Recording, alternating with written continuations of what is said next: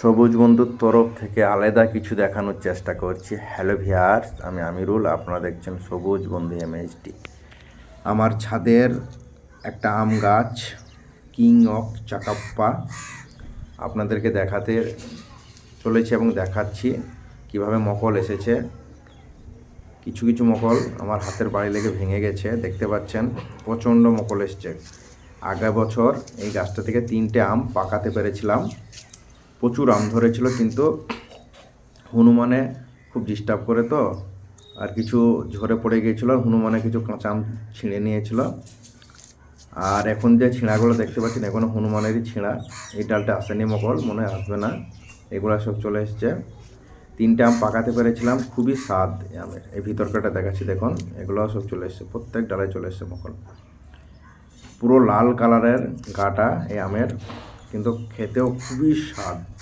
3টে পাকিয়েছিলাম।